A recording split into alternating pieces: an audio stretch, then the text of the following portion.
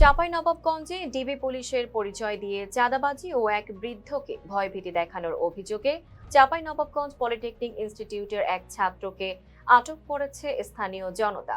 জীবন অবাক না করলে কে করবে? 28% মিল্ক ফ্যাটের অবাক করার সাথে ফ্রেশ মিল্ক পাউডার। জীবন অবাক করুক প্রতিদিন। কোন জায়গা তোমার থাকো? কোথায় থাকো? মেসে কি করো? পড়ালেখা করি। কোথায়?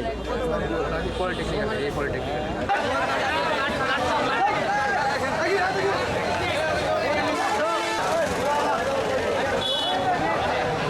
স্থানীয় সূত্রে জানা যায়, শুক্রবার রাতে বারঘড়িয়া বাজারে এক বৃদ্ধকে ডিবি পরিচয়ে বিভিন্ন ভয়ভীতি দেখায় ওই ভুয়া ডিবি।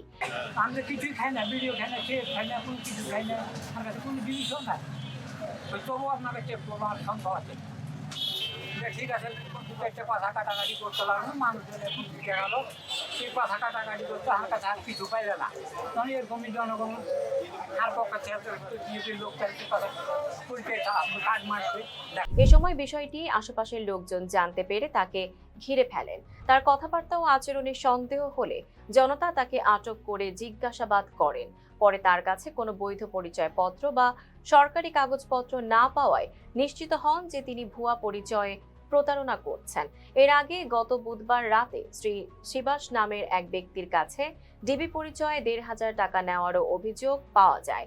আটক ব্যক্তি গোমস্তাপুর উপজেলার সারবুরুজ এলাকার মোহাম্মদ শহীদুল ইসলামের ছেলে আল শিহাব। সে চাঁপাইনবাবগঞ্জ পলিটেকনিক ইনস্টিটিউটের কম্পিউটার ডিপার্টমেন্টের ৫ম সেমিস্টারের ছাত্র।